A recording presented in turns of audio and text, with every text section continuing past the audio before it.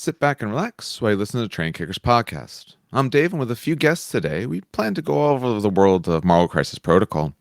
On this episode, we're going to discuss some news, games, and then on the main segment, we're going to discuss who everyone else is that you haven't heard from before, and their ventures getting into this particular hobby. Now, on to the show. Hey guys, how's everyone doing tonight? Nice Monday. We're doing all right. Well, thank you. Pretty quiet. Yeah, first day of the week. It can't be too bad yet. Not yet. Oh, you'd be surprised. Oh yeah. I like to start low and slow in the beginning, you know? I'd like to. I just realized all the work that I didn't do over the weekend or half of last week and how I don't have enough time today to have done it. So I'm doing this instead. So don't tell my students. But Don't worry, your secret's safe with us. Yeah, I'm sure Yeah. nobody else will ever hear of this. Oh yeah. there's some people starting to listen, which is nice. I'm starting to advertise it out. Right now, it's all gamers. I doubt any students ever would, although I think I mentioned it once in my classes. But my students have no idea the things I do. Unlike my other my co-host Dan, who he's a grade school teacher, and he has during like when they have their like HESPA exams and things like that, he has brought in models to paint. So he sat there in front of his class painting, all of that. So a little bit of a different thing. But I would have liked to have like nerdy teachers when I was growing up. I feel like none of them were. Growing up, I definitely had a teacher who, while we were taking an exam, was fiddling with a magic deck. really, that's great. A couple of us would actually stay after school and play magic in his classroom. On occasion, he would join in. Yeah, I had one of those teachers too. Like towards the end of high school. You guys all lucked out. Yeah, I didn't have anything like that. I've more faculty I know at the college who are the same sort of way than, when I was a student. I don't think I knew anyone that did, or if they did, they hit it very well. But let's go into a little bit of introduction so people know who they're hearing here. So if you say your name, if you want to give any online handle that you use or anything like that, feel free. But Well, alrighty. Mhm. Hi, I'm Howard. I usually go by Duck of Doom online. That's it from me. all right. Yeah, I'm Mike. I go by the Nerd Cop. I did stream at one point, but I haven't done that in a while. But yeah, you can mostly find me online, Nerd Cop, the Nerd Cop, some form of that. All right. Last but not Hello. least.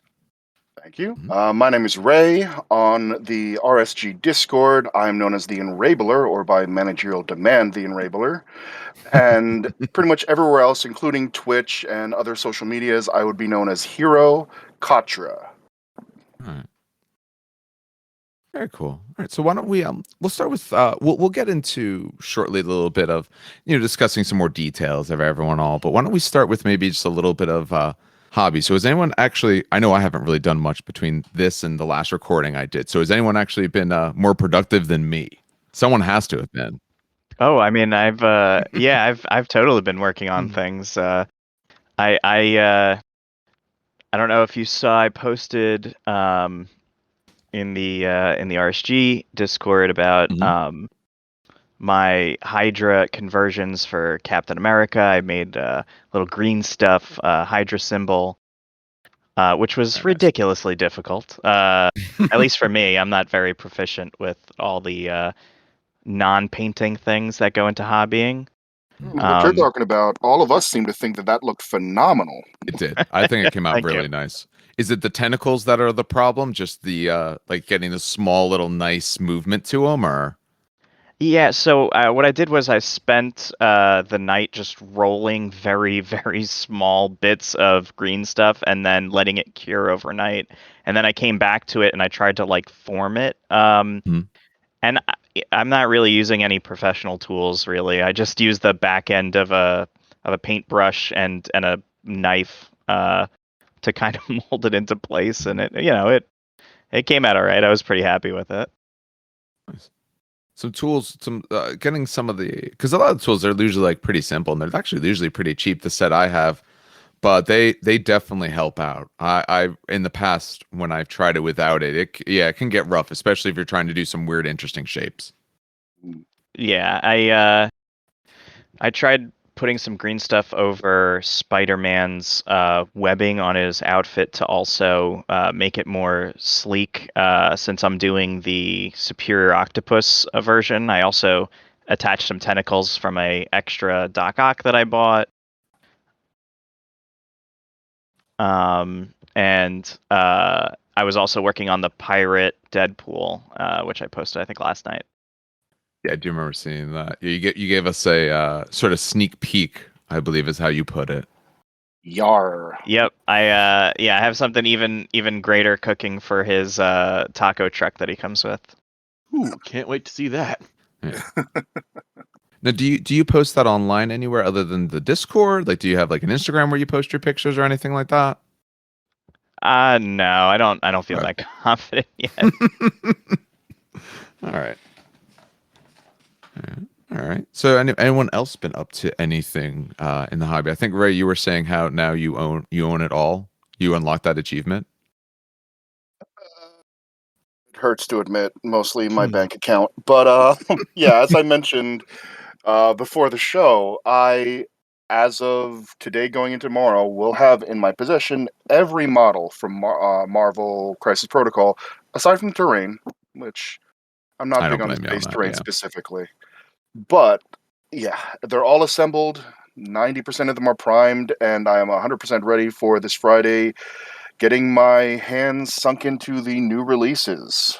Oh, they're supposed to come out on Friday. I did not know that. The 12th, our local store has confirmed many copies of Dormammu will be available, and I'm hoping that Blade likewise will also be there because the model for Blade just looks amazing. He looks so good. Too.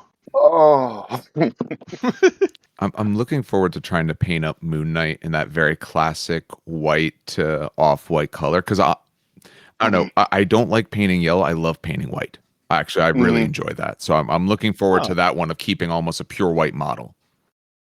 For Moon Knight, that might be the model that I actually go and either try and do a comic style or the Mike Mignola style because I don't want to damage that white by trying Yeah. to shade it down. I want to keep it a bright, pure white with the dark shadows contrasting it heavily, kind of like when you see Moon Knight in action in the comics.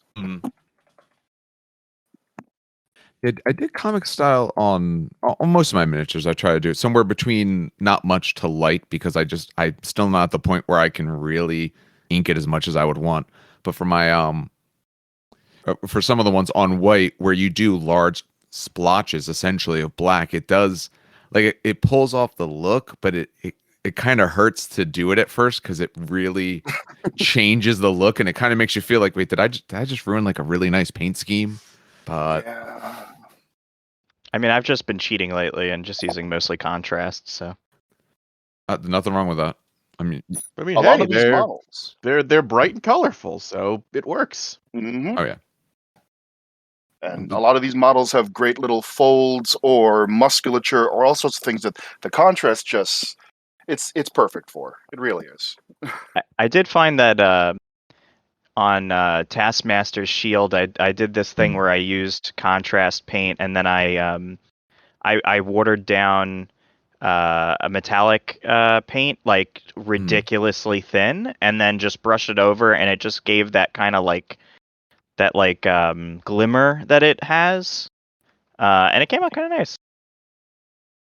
Yeah, it sounds it. I plan on going the other way with it. I plan on basing a lot of War Machine, Iron Man, Taskmaster, and Cap shields in an army painter metal, so it doesn't have Okay. very, very noticeable glitter, and then contrasting over that to hope that some of the shine goes through. It'll definitely tone it down nice for my Age of Sigmar, my Cruel Boys. The way I do their medals, I do what is essentially a very bright sort of. It's probably technically a bronze, but it's even brighter than that. But then I go over it with Fire Slayer flesh, and it really just tones it down a lot. Still gives you that metal look, but kind of wears it down a little bit and gives it, without popping too much. So Mm. Yeah, that's been the fun part of hobbying in general for me. I've only done it over this past year, but learning like what paints work with what or what kind of techniques you can figure out on your own is a lot of fun. Yeah, all that is still a mystery to me, but hopefully I can just kind of buckle down and learn well, so soon. Howard, where are you at hobby wise? Because I know you picked up some stuff the other week. Have you gotten a chance to like assemble Uh, it, going full bore on that, or? oh yeah, I basically built them almost the day that I got them because there was the Flesh and Blood event going on in the store, and Mhm. since the rounds are relatively short, just Mhm. kind of in between rounds, took them out of the box and built them right there. Of course, it also helps that like 2 out of the 4 models are 3 pieces, because Yeah. Miles Morales and Ghost Spider are just super easy to build. Thankfully. Yeah. I don't have those yet, so I haven't tried that. That's good though, because there's someone I have to get. Oh yeah, it's like Miles Morales is just like body, legs, newspaper box. I will Hmm. say that I think Iron Man took me ridiculously long to build just because I kept dropping his hand. Oh, Oh oh, no. Oh, that's funny. I hope you weren't building it over a carpet. No, yeah. no, it's cement, but it's gray cement, and yeah. And it bounces more than Oh, it definitely bounces. Yeah. carpet. At least, I mean, carpet's hard to see, but like if you run your hand across it, you Mm. stand a chance because it probably didn't go too far. I have a hardwood floors, and if I'm hobbying in the front, there's 2 different couches there, so it'll bounce under couch. It's just gone. I lost one of Loki's horns that way, so I gotta green Oh. stuff another one when I finally get around to it. Have you considered half green stuffing it, making it look broken off, and making it? I just ran into the Hulk Loki. I think honestly, I kind of need to do that for the simple fact that I'm not great at green stuff. The last time I green stuffed was for my Malifaux before they came out with in the Gremlins faction. Old Cranky, I think was his name. Before they did Okay. him, I just took a goblin and like put a bunch of shit on him to make him look like the character, and it was rough, real rough, but it worked. So I think if I do like a partial horn, I can. It'll look neat, but I can also get away with a lot easier, and it won't look as bad. So. Similarly with Malfow, I remember the worst model loss I had. Because we've mentioned it for the past little bit now. Assembling Mhm. models on carpet is a hazard, Oh yeah. and I was assembling the Malifaux first edition Datsuba from the Karai set, Yeah, that's rough. and they were all metal. So of course, glue is very temperamental. It either bonds immediately or it takes an hour, Yeah. and sometimes you use the paper towel trick. And her hand that's holding the razor dropped Mm-hmm. into my carpet, never to be seen again. Oh And no. they're too thin to pin those And models, so you got nothing but glue and time. hmm so I remember looking for it for about an hour, eventually getting fed up, giving up, ripping the dried glue off of Datsuba's arm and taking a random piece of sprue and carving it as best I could with the files and hoping that nobody's going to pay attention to it. Did anyone notice? Did anyone call you on your modification? No, because I always preempted them and pointed it out myself. Boy, am I glad I haven't worked with metal. Oh, oh man. And honestly, you probably really won't have to because even Infinity is over the next while getting rid of their metal. It's going to take Really? them a while, but they're getting rid of it as well. So they're really one of the last for larger manufacturers. They're one of the last bastions left. Huh. Yep, big boxes are going plastic. Big boxes, big models are going plastic with the thought that over time the whole line will. It's just going to be a progressive to get there, All right. which is the reason why my Starmada is still sitting in the box. Love the game, hate working with metal. I really like the Infinity. Infinity itself was just a fun game. It is The unforgiving models as were all hell. Oh yeah. Oh man. Like it was interesting model lines, and me Mhm. being the weeb that I am, I went for Yujing, focusing on the Okay. JSA. So I had nothing but Akira bikes in my list because Not a bad way to do it. you give me the option to play an Akira looking model, I have to take it. And in this current season, not I forget, I don't remember if it's for all bikes or at least some of them. You can choose for them not to be impetuous. What? Really? Yeah. Oh god. Yeah, they've started doing in their seasons. They probably call it something different, but the Infinity guy, we're gonna have him on a different day. But for their seasons, they're essentially like changing certain rules, doing stuff like that. And the current one, yeah, some of the bikes, at least some, because I know the one in Starmada can do it, but other ones, yeah, they can be non-petuous, impetuous. You lose the order, but you can get cover. Oh, that is. At least there's a little bit of like being able to change things up there. That I like it. Yeah. Originally, Affinity to me, like you pretty much took what was there and you didn't have too many options. No, absolutely, yeah. But that's a nice change to be able to customize it to fit maybe your playstyle or fit the objective or the map type. I like that. Mhm. All right. So it seems like well, everyone but me had at least some things that they did.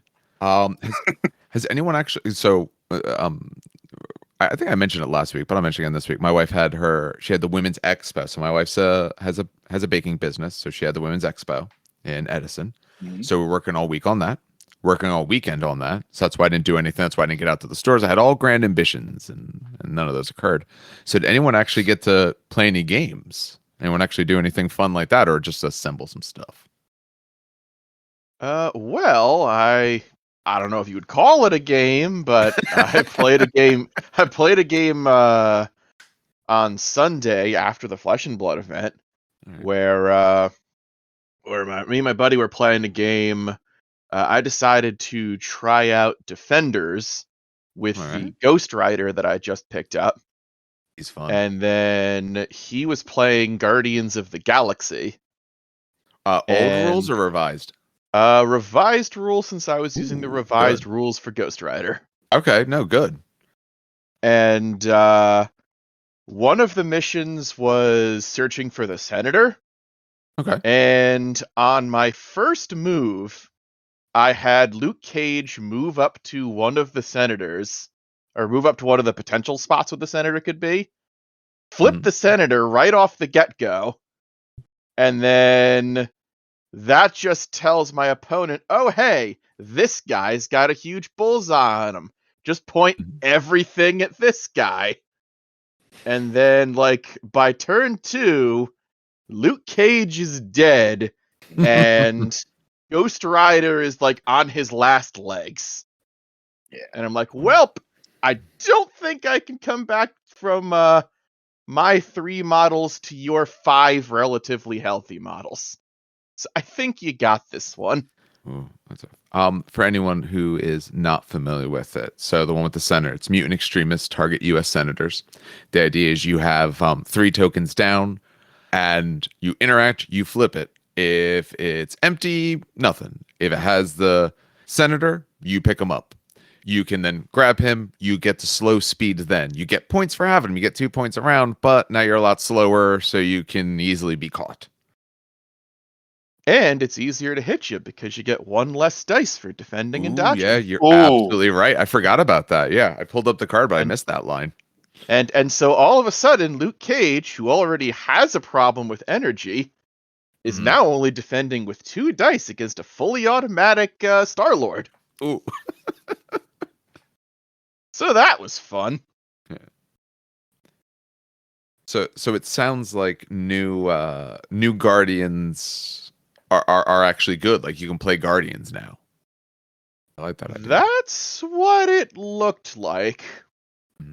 That's exciting. I thought that they looked really good, model wise, and it was kind of a shame to find out that they were not as good as the models were.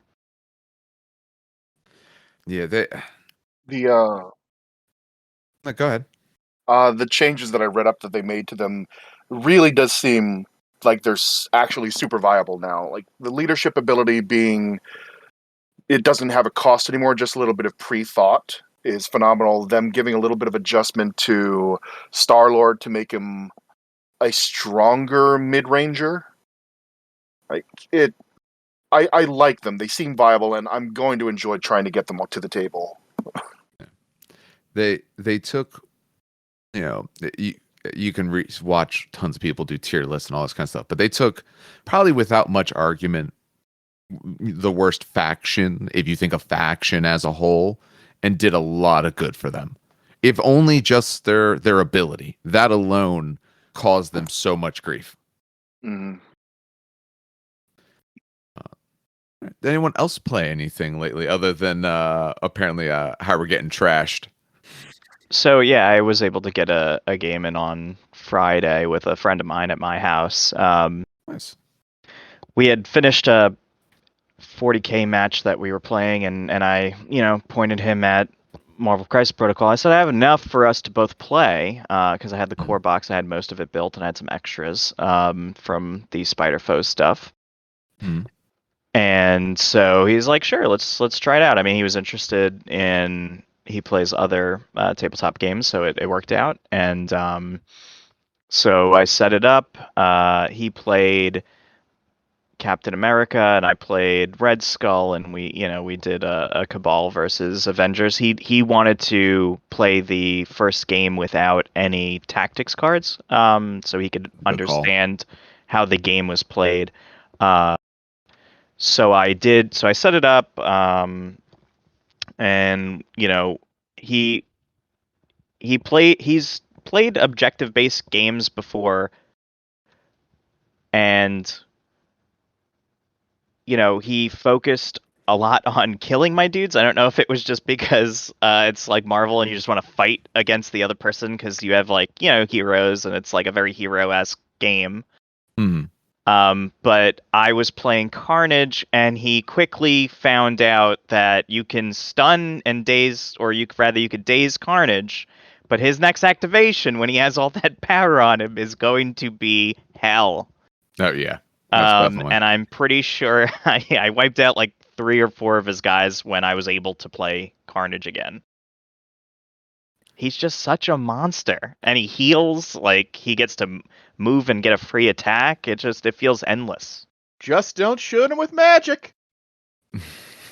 Yeah, don't do anything, because only his one of his defenses is good, or 2 of them are good?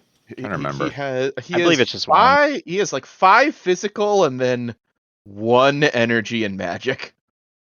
Yeah, it's not great, but I mean, he has 7 health and he can build up power, so he'll get you on the crackback. Yeah. That's true. Let's see. Yeah, go ahead. Over the past 2 weeks, I managed to get a couple games in. But Nice. if you had a comment for the tail end of Mike's, please go right ahead. The only thing I was going to say about that is he is one of those models that does that, and there's other ones where it's you are going to daze my model, and that's fine, because then I'm going to be lower on activations. I'm going to go first, and then you're going to regret that decision. But no. It felt real good. I didn't feel bad about him getting dazed, because I knew he was going to just paint the town red as it was. Okay, cool. All right, so tell us about the games you had there, Ray. Let's see. I believe about a week and a half ago, I played a game against Howard's friend at the store. It was my first time fielding the Asgardians, and oh man, if I didn't think that a nerf was headed their way before. Yeah. Angela is Angela they've shown her wait, was it hers? No, Enchantress they haven't shown Angela, but Enchantress needed it. Angela needs a little bit as well. Not maybe as much, but she needs something. I think I've come across Angela's front card, but not her injured side. So I'm checking. I haven't pulled up. No, Enchantress, they've shown her front. Yeah, because now she can only do her I move you once per character, where before it was, as long as you got power, you can keep moving people, and you keep moving the same person, was the old rule. And Valkyrie, oh my God, Valkyrie! Oh, Valkyrie's amazing. They've made some alterations to her. We'll spend another on another episode, we'll go through and talk about changes and what we see and all. But yeah, they've changed her. Can't see the Let's see. So there was that game, and the Asgardians.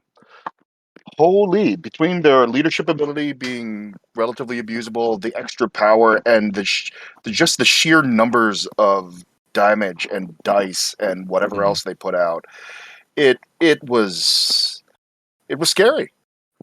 Now, what was your opponent playing?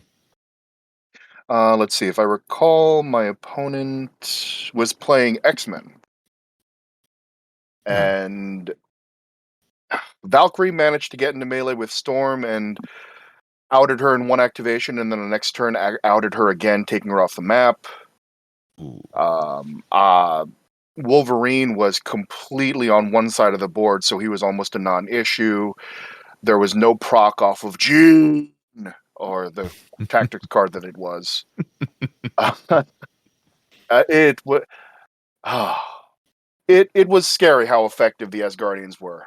Even at, I think he picked a 16-point match, so I wasn't able to take as many as I'd like. Okay. And Hell was surprising.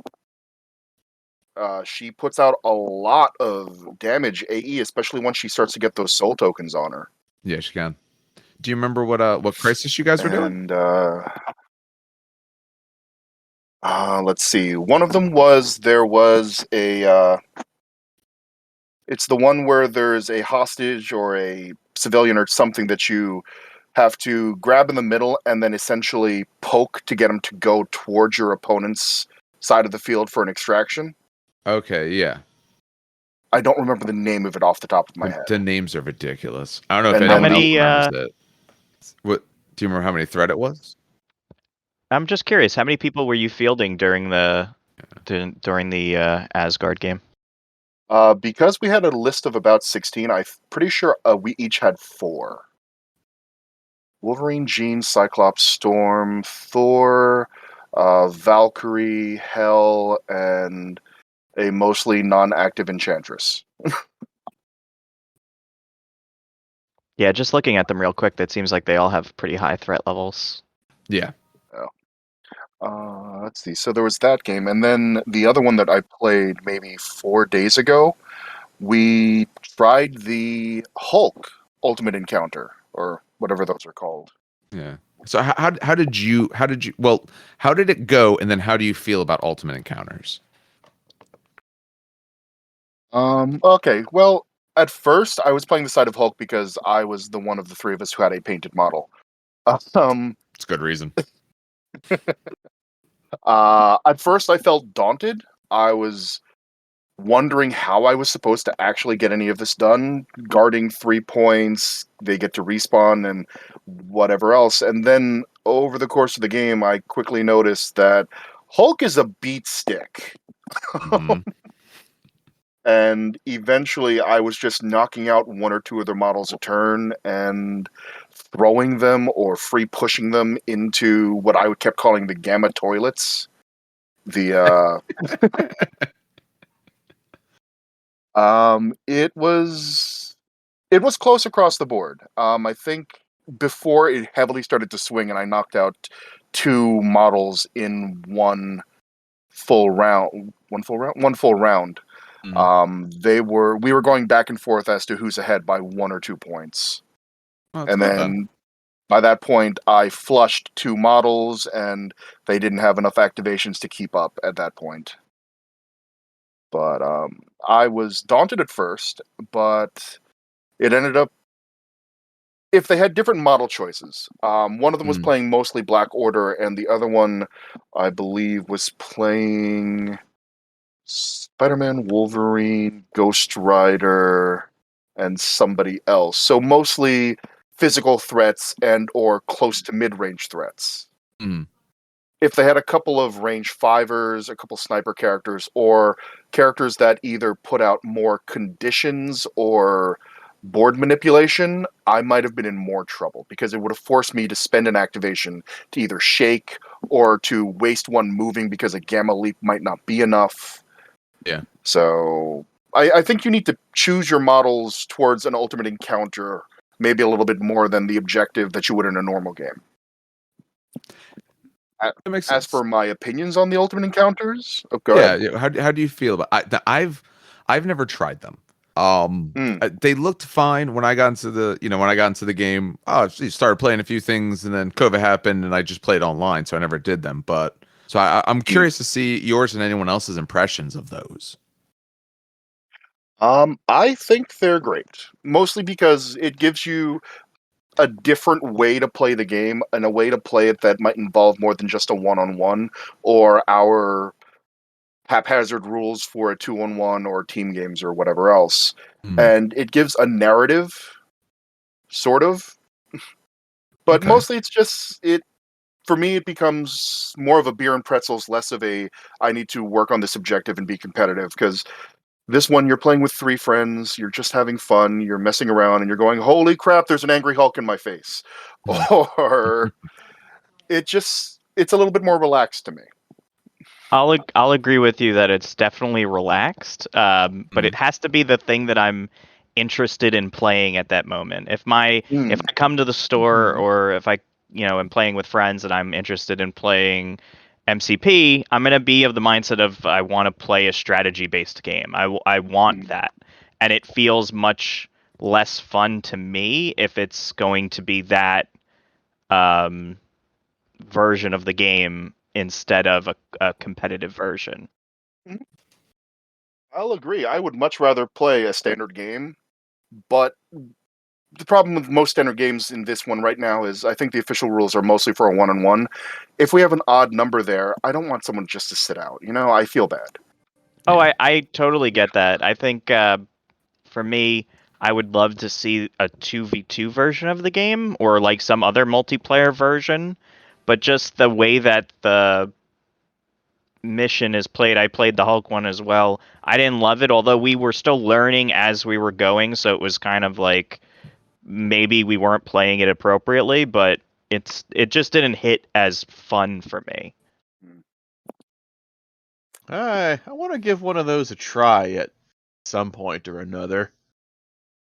I think Well, I'm Maybe. too new to the game to I still crave the base game for me Hmm. personally. mm. You don't need anything different because you still get enough. You haven't got enough of what the standard yet. Yeah, I've only played maybe one or two real versions of the game. You know what I mean? I'm still learning. Hmm. Mm. I can see that. Yeah, I don't. I would like to try them at some point. Did they have solo versions of that? I don't remember. Right? They do. Um, you could play a solo version of it. There is a version where the big bad is on autopilot. They follow an if-then logic chart Okay. if you don't have someone to play them. So conceivably, you could just play you're controlling all of the non-monsters, and the big bad is following the logic chart. All right. Oh, they have one for Hulk and stuff too. 'Cause I know they have one for Ultron. They have one for the rest of them. Thanos has one as well. It's essentially people who come in like individual big box. Although, I mean, not Ultron, but the bigger box ones. I think Dormammu is supposed to get one. Dormammu is supposed to have his own encounter. It might just be the OP kit Dormammu kit revamped. There's one for Hulk, there's one for Ultron, there's one for Thanos, and if you go to the OP kits, there is also one for Magneto. Oh, okay. I Ooh. did not realize that. Very nice. The store, RSG, will have. All right, so I've known the owner for 10, 15 years now. Oh, God, I'm getting old. Um, Hmm. It's like that every time. When I tell my students, I'm like, I've been teaching since I was this age. I'm like, oh God, that used to be an impressive number, but now it just gets larger. Rough. So rough. I've known the owner for a while, and one of the other friends of mine that I've made at the store that dove also headfirst into MCP. We've been Mm. talking with him. He managed to get a number of the OP kits, and we took a look at them the other day to figure out how we were going to organize them for the store. Yeah. And we're going to end up running those events, and there will always be a copy of them once we've run them available as a store copy that if anybody wanted to play them, we would have there. So we would have Mm. access to, since we all go to the same store, among others. Yeah. We would all be able to play the Magneto OP event, or the Dormammu OP event, or the let's see, of the ones I saw, there's actually an unofficial league format in there also. Ooh, I like the sound of that. Yeah, I'm kind of curious how that one runs. And then also on the Atomic Games website, they have a number of alternate game modes. I'm excited to try Draft, honestly. Ooh, how would that work? My understanding is it works kind of like a MOBA draft mode does. You have a pool of models that one person gets to pick, and then the other person gets to ban a couple of models from being able to be picked.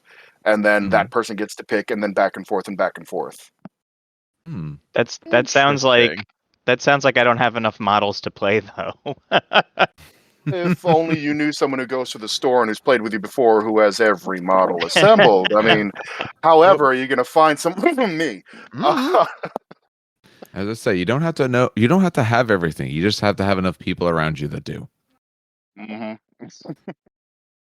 Yeah, I'd be up for that. I think that anything where that sounds like a fun list building criteria that I enjoy. I like working under those kind of constraints. Yeah. It would also probably force people to get out of their comfort zone because as people who've played against me on the regular, they tend to notice that I might probably put down a Magneto and or an Omega Red in almost every list I play. Not that I'm showing favoritism or anything. Not banning Omega Red. Well, that's if the you point. enjoy it, I think that's fine. I think that it only becomes a problem if everybody is like running Corvus Glaive and his wife. You know what I mean? Yeah. If you're seeing that every list, then it's like, all right, let's do something else. And that might be one of the upsides to one of these days doing the draft version of it, because then it would force some people to either think outside the box or have to play something that maybe they don't play all the time and discover, oh, wow, I actually really like this model. This one's amazing. Why don't I run this one more often? I haven't seen that before. I have seen ones they did online where they did 3-box challenge and all. Where that's essentially you get the starter set and then you can pick essentially 3 boxes and it's what can you make out of that, what affiliations can you make, what lists can you run, and that's what you actually play. So you're limited to base box and 3 other boxes of choice. It's also really cool. Yeah, that sounds fun. Those got really popular with online communities. It actually sounds to me kind of... That reminds me of card game drafts. You get the starter deck, you buy 1 or 2 packs, and then you try and make something and then run it.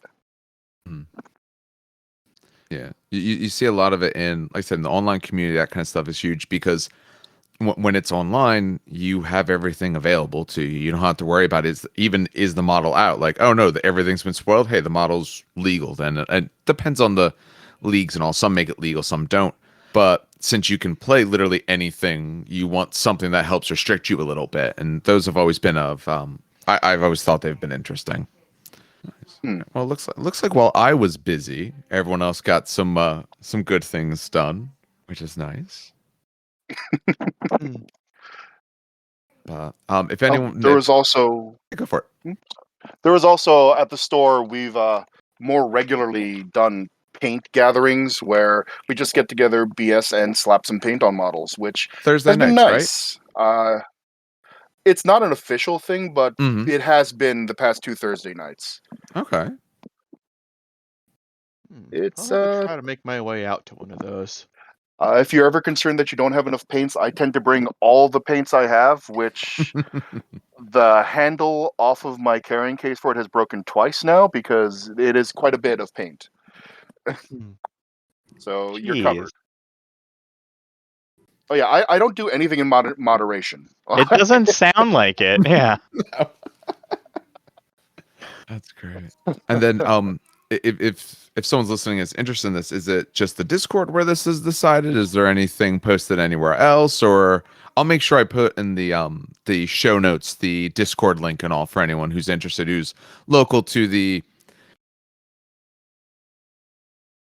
north. So I'm originally from like super far south in Jersey. So like, would we call this north or is this like central?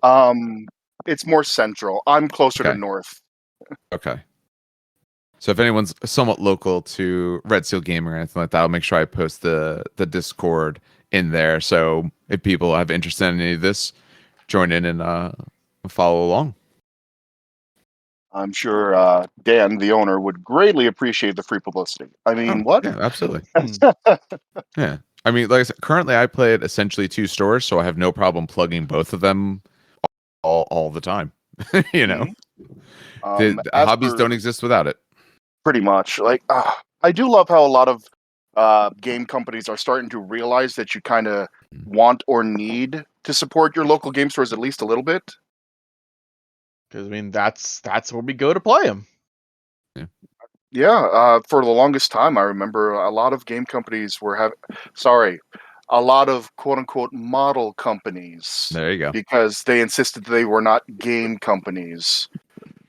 I wonder if you can hear the eyes roll back in my head saying that.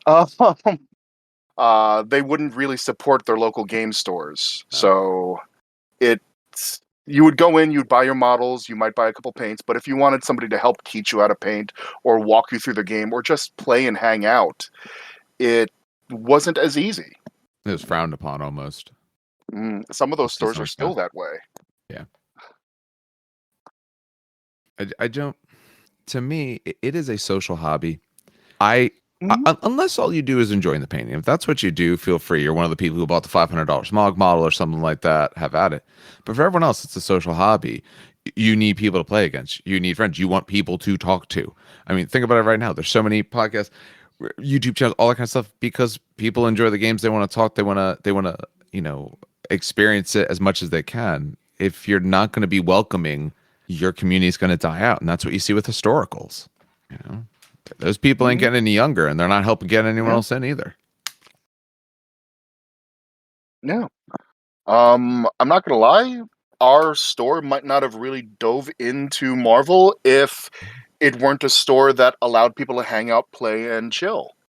Oh, absolutely, yeah. I wouldn't even have looked at the shelf. Hmm. But go ahead. But then you just have big tables set up with people playing whatever they decide to bring with it. Then you can just, while you're looking through the shelf, kind of turn behind you and say, "Hey, what are you playing?" "Oh, we're playing this. Let me tell you about this, this, and this." And then, "Oh, okay, that sounds like fun." Yeah. I know. The other main store I go to, Maplewood Hobby. That's what I like about it. All those people I've known them.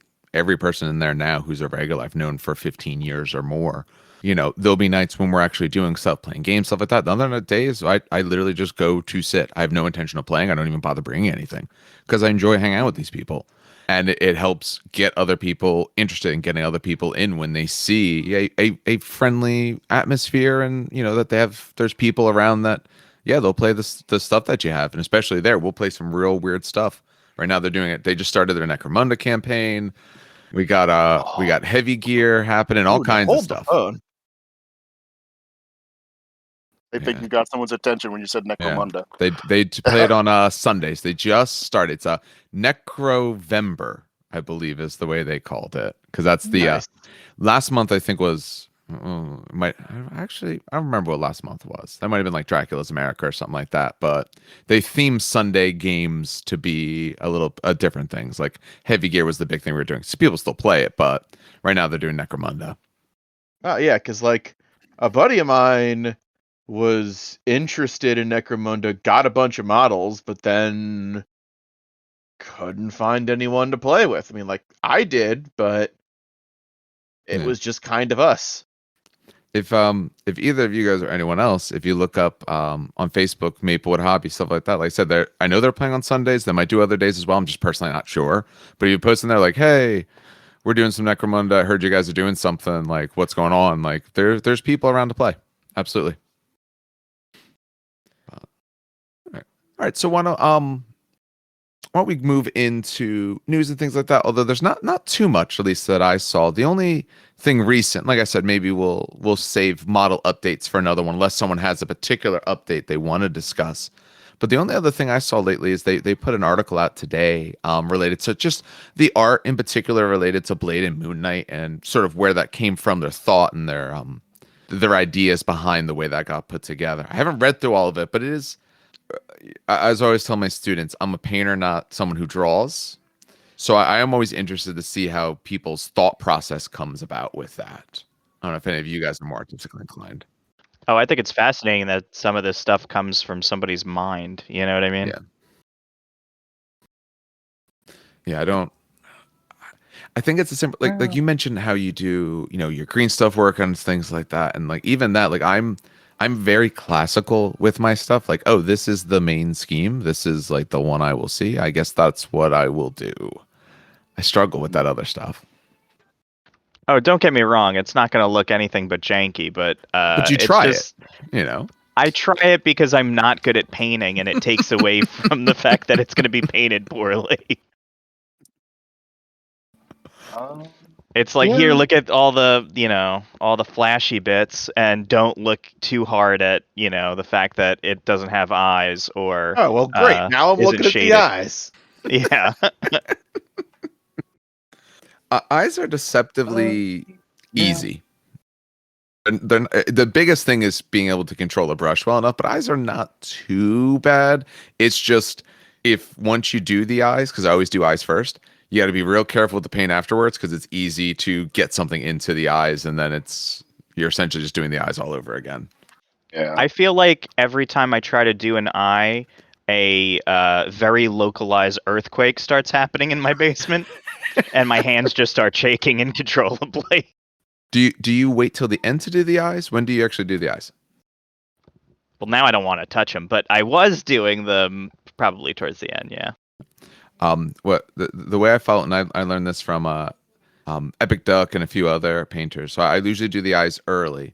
I'll paint in the white, and I'll overpaint it, and that part doesn't matter. You try to give it the almond shape a little bit as best you can. Then for the for the eye or stuff like that to try to line it up, I will go halfway up their forehead and below on their cheek, doing the line for the eye. Because if you look at the normal human eye, if someone's not excited, their pupil and all of that takes up essentially top to bottom entirely. And on a model, you don't have to really worry about rounding it. You're not going to necessarily see that. But to line them up, I do it early so I can use the rest of their face as a template. So I'll do both eyes as that, essentially as almost crossing T's with it. And then I'll paint the skin around it to give it the shape that I want. So that gives it eyes that are looking forward or whatever direction I want, but they're looking uniformly, and it gets them the right shape without going with the white and kind of missing on the skin, and then you got to fix all that up. Okay. Yeah, that's interesting. I'll give it a thought, but I probably won't do it yet. That's okay. It's still a That's- little daunting. That's not the first technique along those lines that I've heard for doing eyes. Yeah, that actually makes a lot of sense.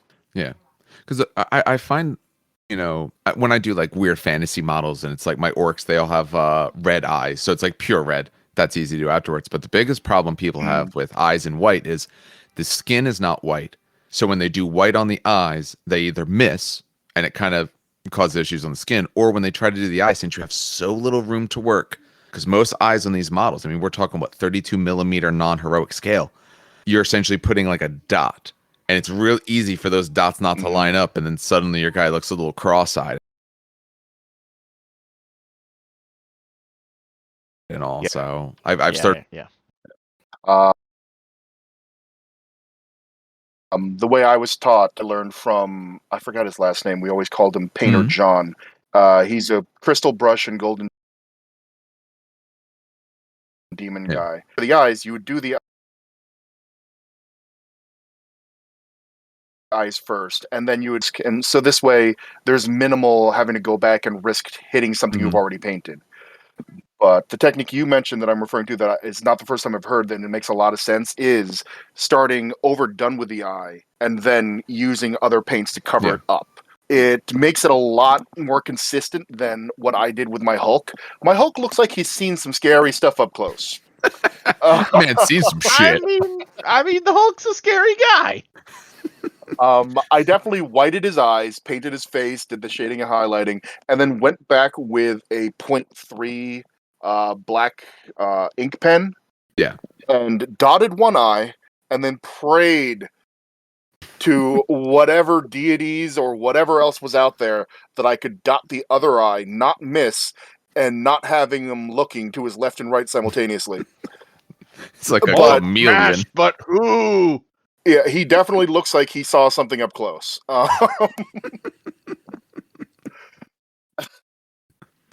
I don't think I think I tried to use the Micron pen before like once, and it just came out so bad, and I still hit like upper eyelid and stuff like that. So I'm like, I'll just try to paint it. At one point, I used to use toothpicks, and I was like, this isn't working any better. The Micron pen actually really saved me during Venom. Nice.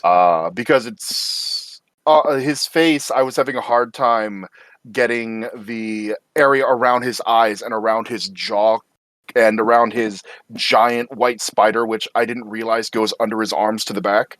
Mhm. I was having a hard it does. time getting that coated and done right without having it bleed over. But then I just overdid a little bit, took the Micron pen and cleaned it up using that, and it made it a lot easier and a lot less of a headache. I'm pretty sure while I was painting Carnage, it was all a fever dream because I don't know how it came out. God. And your Carnage looks good. I like him. I don't know how I did the face, but somehow it just like the luck of whatever was with me, and I hit all the points I needed to, and it worked out. Everyone I know who's painted Carnage we've all agreed it was one of the worst experiences we've had. What makes it so bad? I haven't painted him yet, and now I'm kind of scared too, but I want him. Why is he bad? I think for me it was just the eye strain of like having to focus on the webbing and making sure you weren't going over it and touching the skin. Mm-hmm. So it's just like your eyes need a break. Like it's just like because you're so focused. I would assume that it would probably be easier if I use like a magnifying glass or some kind of thing. But my eyes are strained so hard into like, all right, is that skin or is that webbing? Do I have to, you know what I mean? Am I supposed to touch here? Oh man. Is There's there just so regular- much of it all over. Is there a regular pattern to it? Like Spider-Man had a lot of it, but he has nice regular patterns, so you can essentially predict where it's going to be. No. So that's what's tough about it. Yeah, your eyes are straining because you got to try to actually figure it out every little bit you pull your brush. Yeah, and some of it blends in really well, and some of it has like different depth to it. Mhm. So it's not very clear all the time if it's supposed to be like muscle definition or if it's webbing. Mm-hmm. It's a tough one. Yeah, it was pretty It's tough. everywhere. It's Yeah. absolutely everywhere. And then if you want to go overboard with it, the tendrils that come out of him, I was sitting there and following each individual thread or vein and trying to keep it colored as it swirled around the tendril. Yep. And oh man. Yeah, it's pretty brutal. Wow, that's something to look forward to when I get done with some more of these cruel boys. I got to get some of them done first. But I tell you what, though, once you look at it afterwards, it feels like you accomplished like the Tour de France. You know what I mean? Like I'm thrilled. He's going to be in every list I have because it's just like I'm so proud of that I did it. I painted him. He's getting used. Yeah. well, you'll have to just see if he follows the new painted model curse or not. Which What's I haven't. that? Oh, the new model painted curse. Oh yeah. So whenever you paint a model, brand new, very excited, just wanting to use that model, and then it works like a piece of shit and gets destroyed immediately. Happens. Oh yeah. Just does terrible for you. I didn't have that happen actually my last game where my model was rolling nothing but sixes for my kill bow. Like that was working real nice. But yeah, normally it just gets wrecked. Well, I mean, you painted him all nice and pretty. The opponent's gonna be like, "Get that guy!" Yeah, that's a pretty common thing. I've also been guilty of making that happen. This model, he's cool. I want him front and center, right there in front of the enemy. Get him! My friend, we were playing 40K, and he bought himself the what was it called? It was the Chaos Space Marine version of a Soul Grinder. The Decimator? No. Oh. Whatever. The big spider-looking thing with a tank head on it. And he built it. He was so impressed by it. He got it painted. He put it on the table, and I blew it up in my first turn. This was a few editions ago when it still had normal tank style rules. Mm-hmm. First turn blew it off of the table, and he was so disheartened. And like, dude, you put a big thing in front of me. I'm scared. Filer. That's it. Defiler. There it is. I opened up GW's website because it was going to bother the living shit out of me until I figured it out, and I knew that. Mm-hmm. Yeah, Defiler. Yeah, he spent all the time, just like we were talking about. He got it modeled. The Defiler at the time wasn't really that good. No, it's still not good. I don't think, maybe.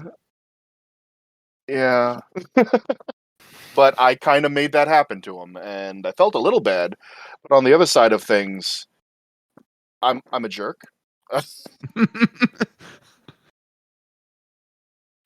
Nice. All right. Well, why don't we move into more of the main features kind of part. So what we thought we would do for this one, since we have some new people on the show, people who listen may not know who they are, sort of, background, and just sort of have that discussion of, just getting into MCP versus someone like myself who's been into it for a bit. I wasn't playing regularly for a while when everything went remote. I started with MCP for a while. I had played it before that, but I'd played a good bit through there.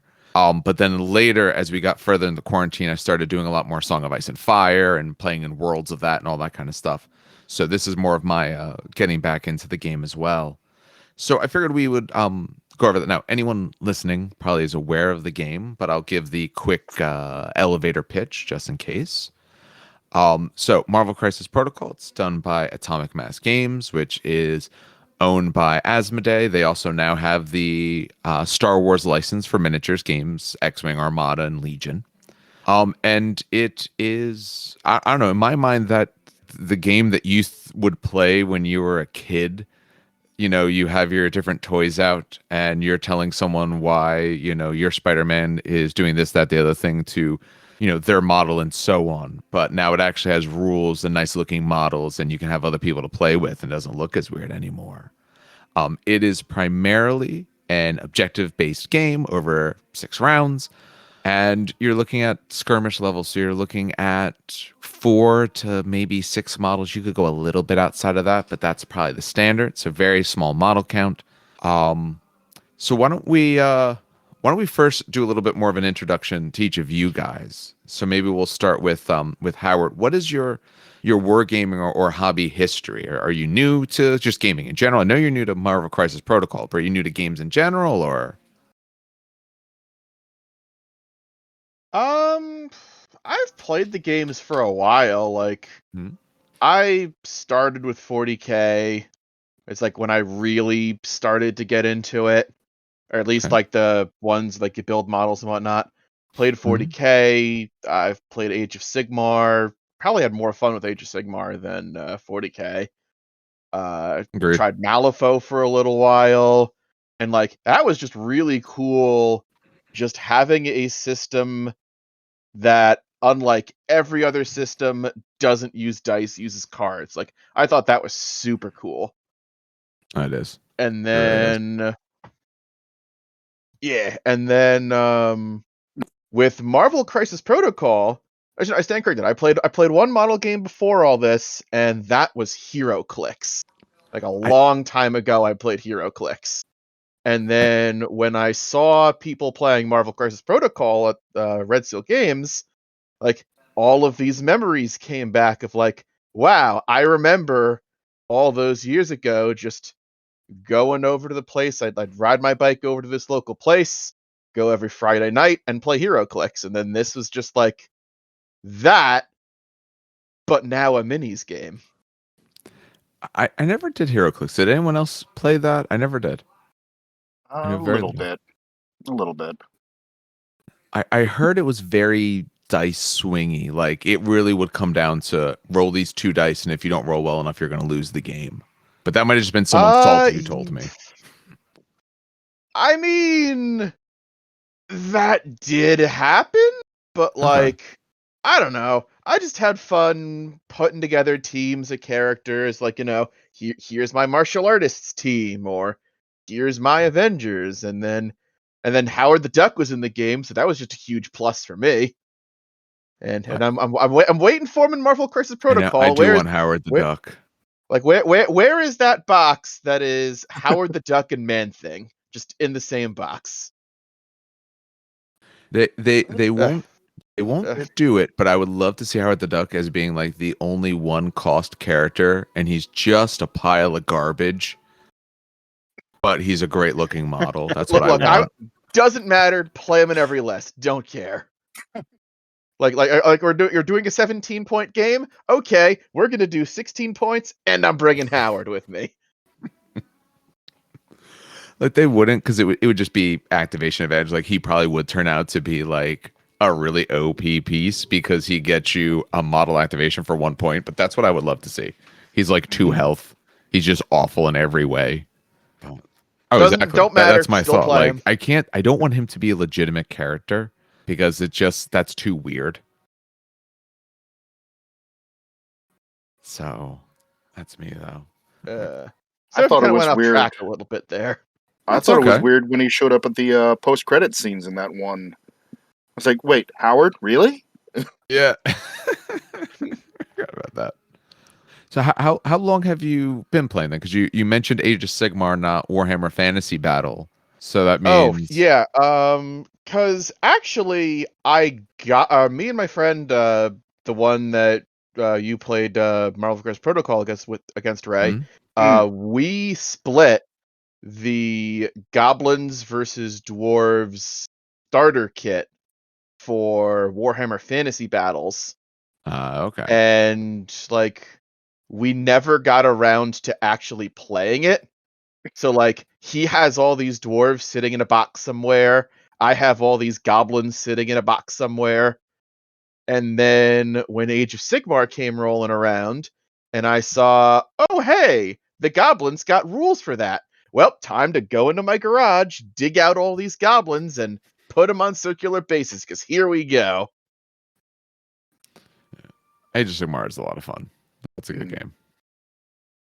But all right, why don't we go to you, Mike? So what's your wargaming / hobby history? I think you said before you've only been in for like a year or so, just a short bit. Yeah, I started last September as like a I guess a COVID hobby, but I'd come to this realization that I've always wanted to try Warhammer 40K, except the last time I thought about it, I was in high school, and nobody can afford, on like a fast food job budget, you can't afford like a $400 army. So that was my dreams there were quickly squashed. So I had come around and I had realized like, hey, this was something I was interested at one time. I was kind of worried about the painting aspect of it. I was like, I don't know if I'm going to like it. So I started real slow when it came to, buying models and stuff. And I painted up my first one and I thought it came out so good. I was showing it off like I was a little kid trying to just show off his shitty drawing to his parents. I was showing anybody who would look at it. We've all done that. How the model came out. Yeah.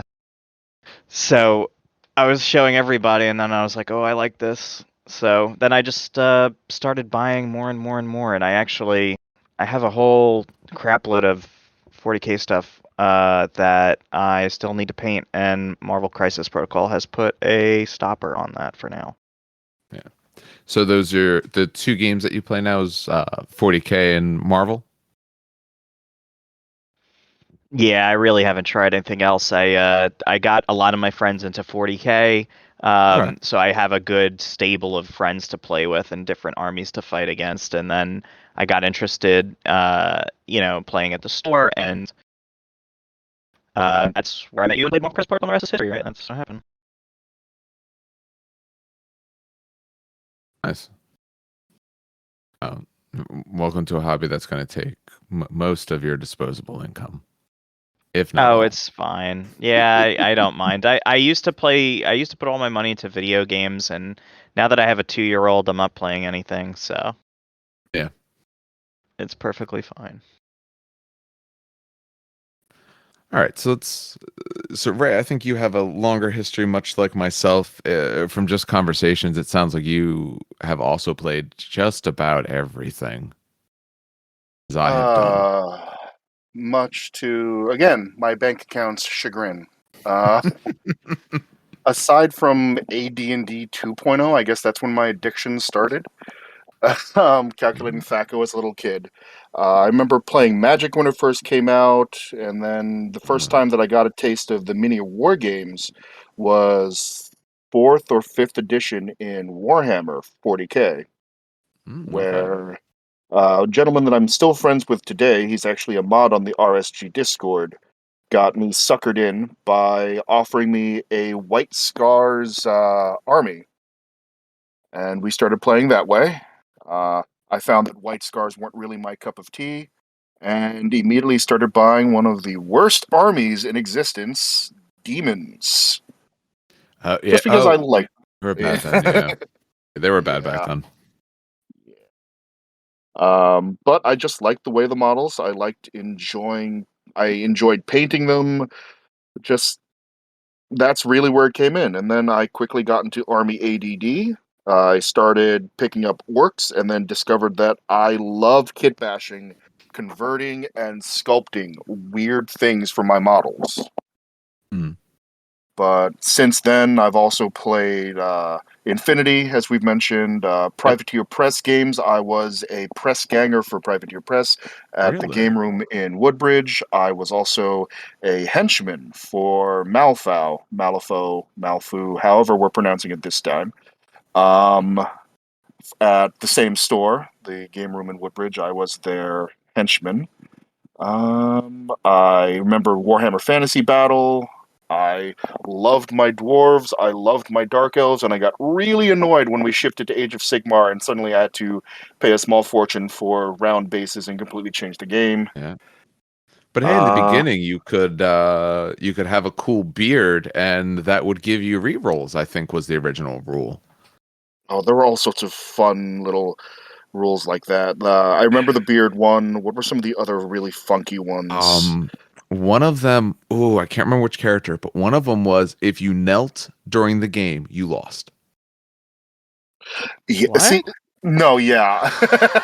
So we'll do a little history lesson here for maybe Mike may not know this because you're reasonably new to it. So you had Warhammer Fantasy Battles, 30 years of history, everything like that. The game selling, honestly, it was selling really bad. It was exceedingly tough to get into, super expensive to get into. 40K, you could teach someone 40K at 500 points. You could, hey, get this battle box. We're going to try some stuff out. I can show you the game. Maybe it's not 100% like the real game, but you could learn a little bit. Honestly, fantasy, you're short of 2,000 points. You're not playing fantasy. It's not going to feel right. It's not even going to feel even remotely like the game, and the game won't function. So it wasn't selling well. They did an end times. They essentially ended the world. It ended, and Chaos won. World blew up, and then they go to their new system, Age of Sigmar, and they have lore too. And now the lore's actually not bad. It's gone a lot better. They fleshed it out a lot more. But in the very beginning, they needed a rule set to be able to put out the day that fantasy died. So they put out, the rules were 3 pages, if memory serves. Yeah.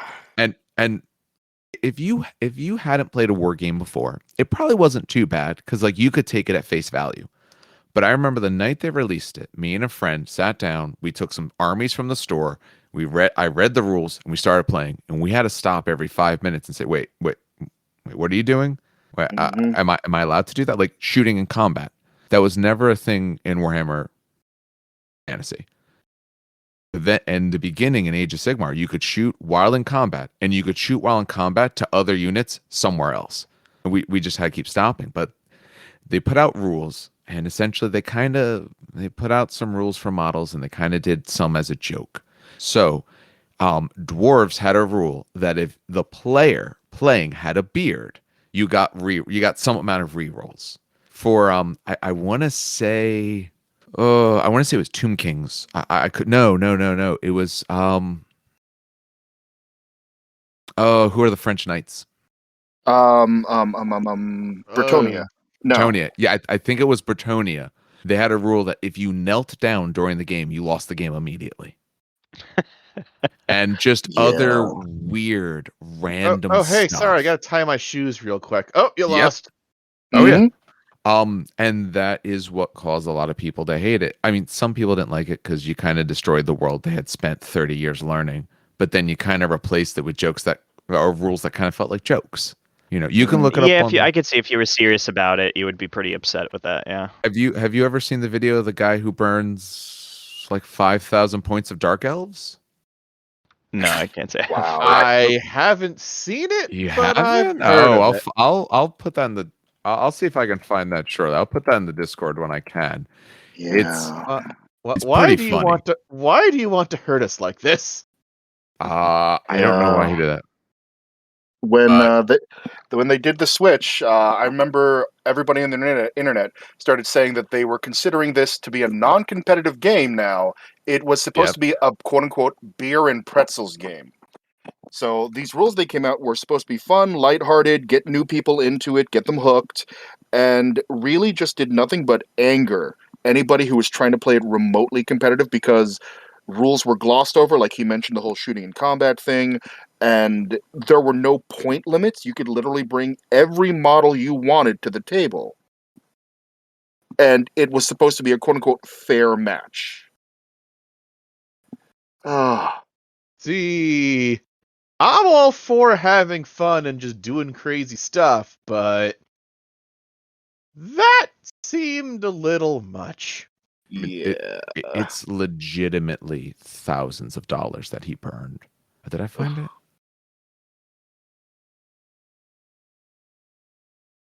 Okay, I did find it in a spot. I'll post it in there in a little bit. You gotta.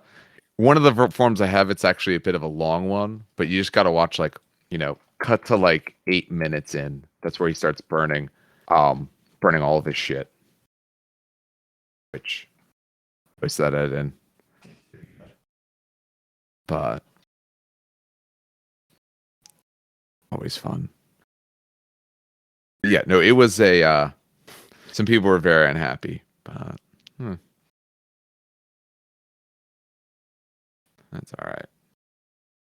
I can't All even right. blame them. I mean, No, I don't blame them Remy's at all. for GW games in general aren't cheap. And then to change it to a point where it's barely a game, or where it's a game but it's not, how do I put this without being snobby? Uh, You took to 30 turn it, years and removed it to nothing at the end of the day. yeah, That's what they did. here we go. A lot of people used to refer to 40K as checkers, fantasy as chess, and then when they came out with AOS, you were playing jacks, like hopscotch. Or hell, you were playing Yu-Gi-Oh! The way it's portrayed in the TV show, where I'm just going to make up these rules in a really intimidating voice and you're going to buy it. Yes. Now I will say the game is a lot better. I enjoy it. I have a lot of fun with it. But yeah, they did it very poorly in the beginning, and it shows. But now they've done a lot. They've actually have made it a good game. But I don't know if it sells. And now supposedly they're bringing back fantasy. Yes, they are, because you kill you kill one of your lines, and I don't blame them for killing the line. But the big problem was then you had Warhammer battles on computer. You had them put out games in the Total War. So I played Total War. Oh man, this game's great. Oh, I'd love to. Oh wait, there's a miniatures game. That'd be awesome. Oh, it's dead. That is actually how I think I started 40K. Was I did play Total War, and I was like, "Oh, this is interesting." And then I was like, "Oh, that you can't. It's not. It doesn't exist. It's different. Let's just play War 40K because more people play that." Yeah. All right. Since we have a little bit of, I mean, not to keep everyone here too long, but we know since we have a little bit of a time limit with some of the people, we'll move on to discuss some other stuff. So we'll target this to Mike since he has to go somewhat soon for the next bit. So what was there anything in particular that brought you into this particular game? Was it just was it the models? Was it because it's Marvel? Like what made you decide this? I think it was because it's Marvel, and I was looking for something that So 40K for me is like you have a huge army. There's multiple different units going on. There's a lot of moving parts, and I kind of wanted something that was took less time to play and set up, and was more of just, I guess, what Marvel Crisis Protocol is, which is just you have 5 guys versus having 50 guys on the board or 100 guys on the board or however many. You know what I mean? It's just it takes less time to set up, it's quicker to play, and it's more to the point, in my opinion. It's Agreed. just something nice to mix up from the big battle game that is 40K for me. So it's nice to have both. Man. Anyone else want to mention what brought them to this? If it wasn't something just, if it was more than just, oh, it's Marvel and gotta do Marvel, which is what did it for me.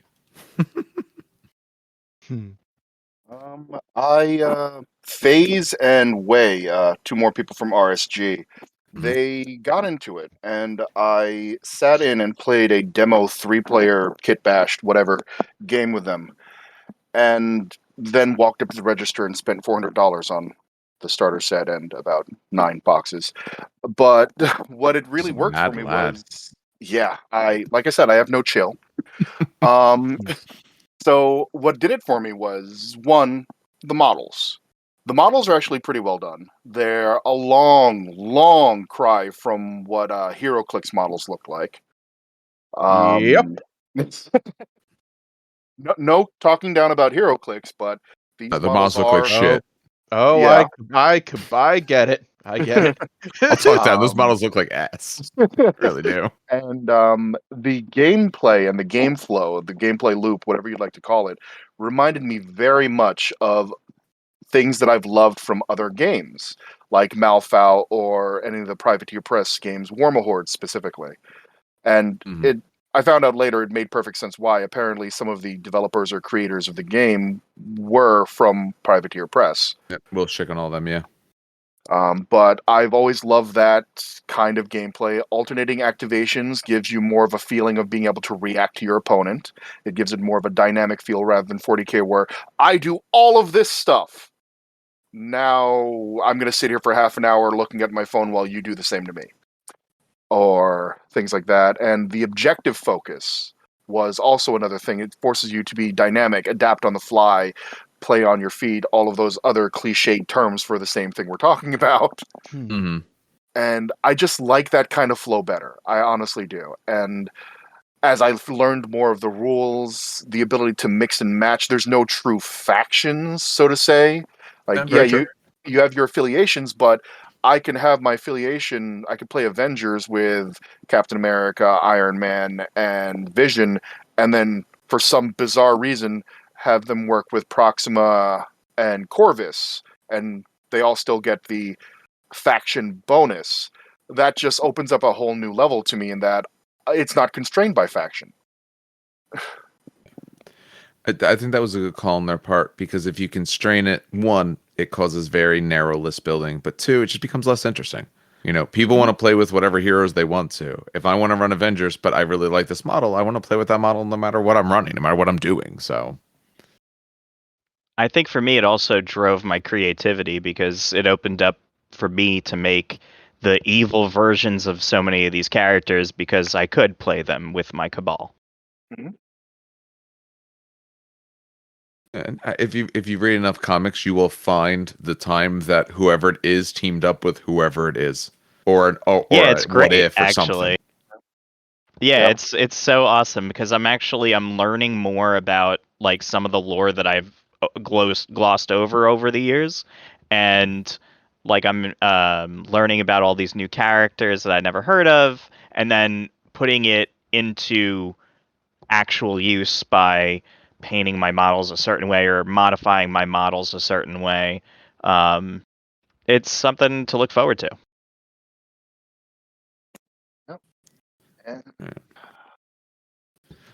All right. It also makes me look forward to in the future when they open up some of the affiliations to include other members that have been in those things in the comic books, or when they sync them up to a new release or this or that.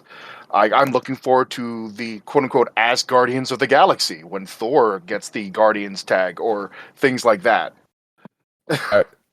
Now I want Fat Thor. I want that as a model.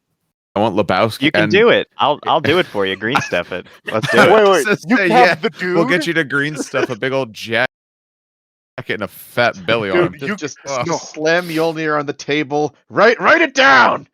Mark it down. All right, so we can make the dude. We can make the dude Thor. Come on. Yeah, I'll do it. Oh, that's good. I like that. All right. So go ahead. And like, because it's Marvel, because it has all these storylines we're familiar with, you can do things like that, and it makes sense.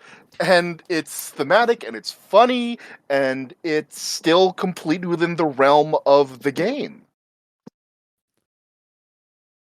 No, Yeah, it definitely helps that Marvel's been more tongue-in-cheek as of late.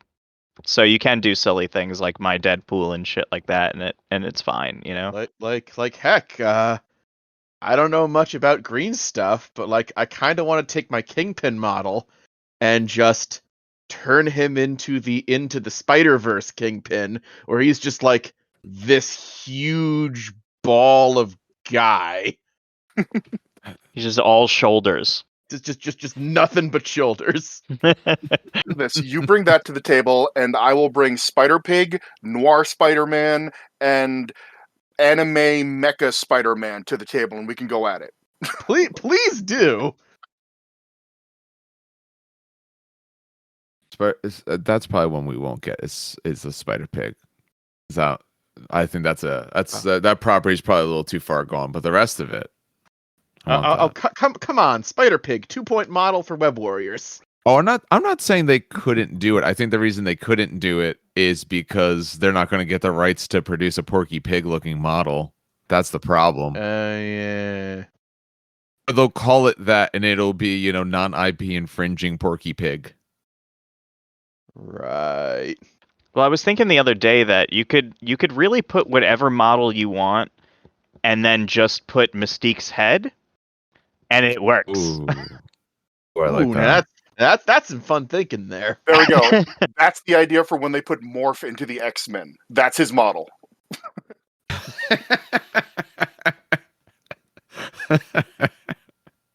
Just kit bash him together with the there was an extra head from Wolverine. Just all the extra bits they give you. Give him whatever Deadpool. hand you didn't use for Thanos, Wolverine's head, and just everything else.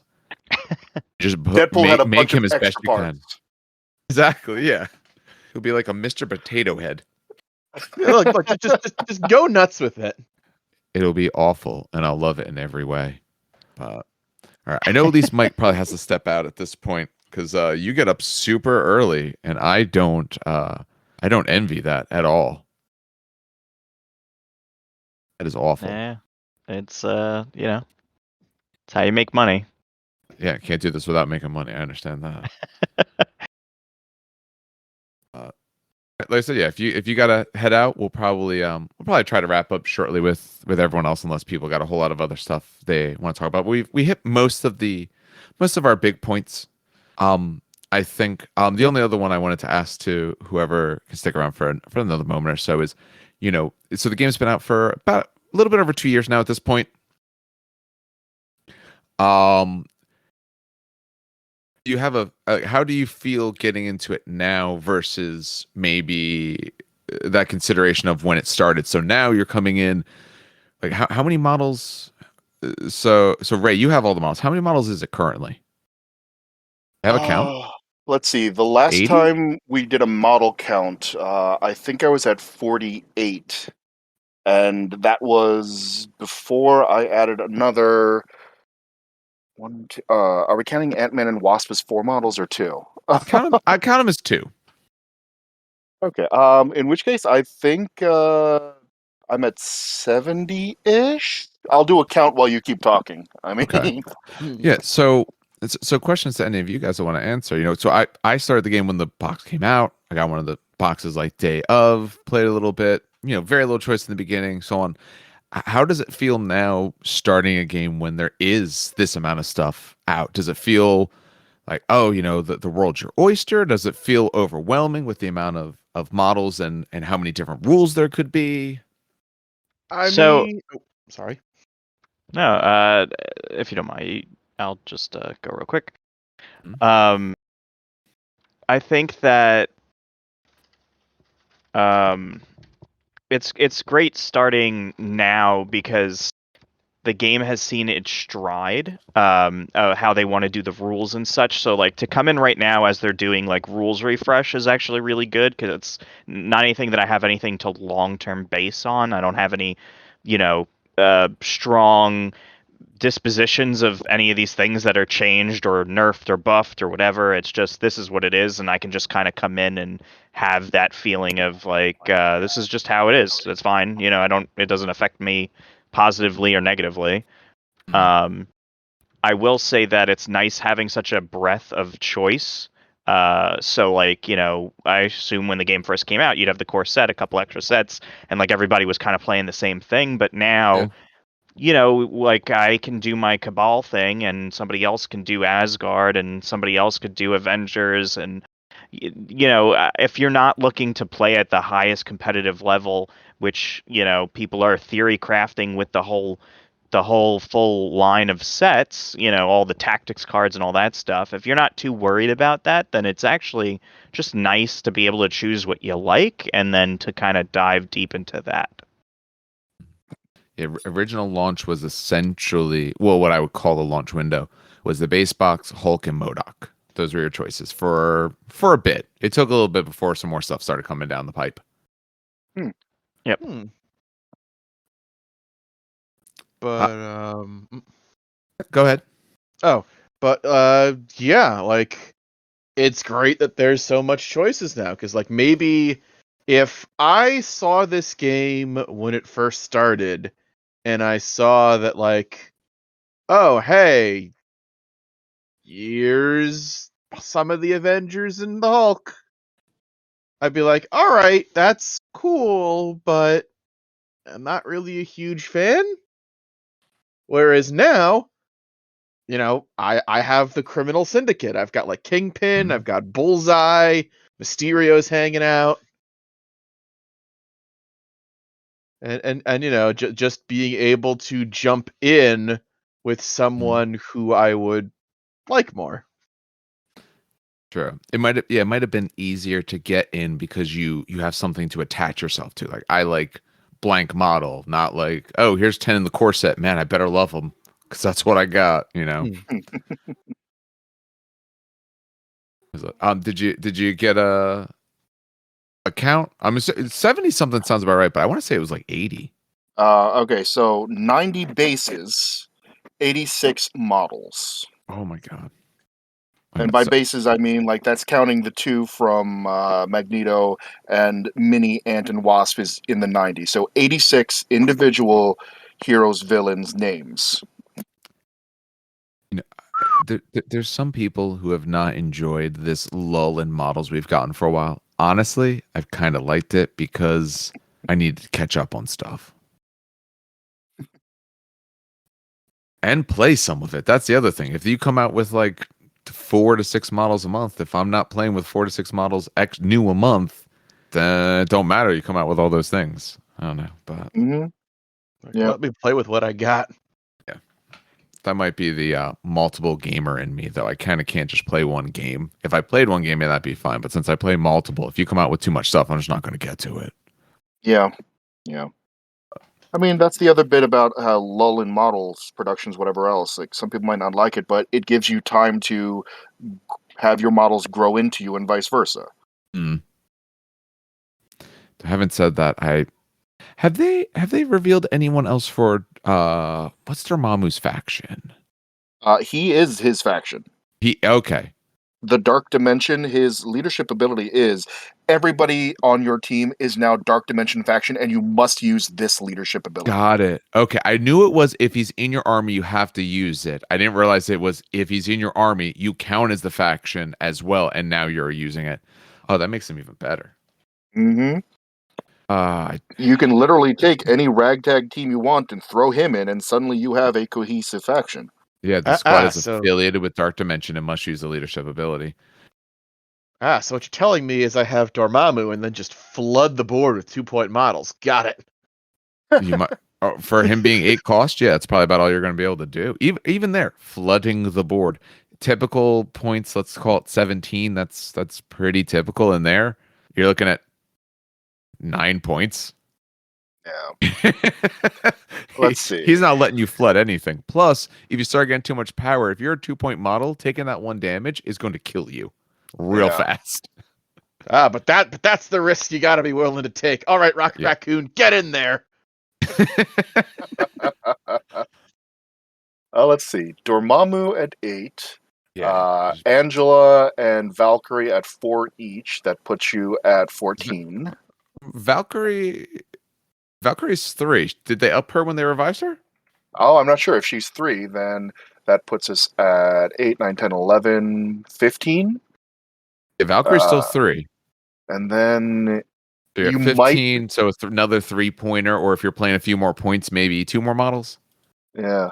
Like, I'm trying to figure out a way to rock Dormammu and as Guardians. This way, all your models are getting 3 power return.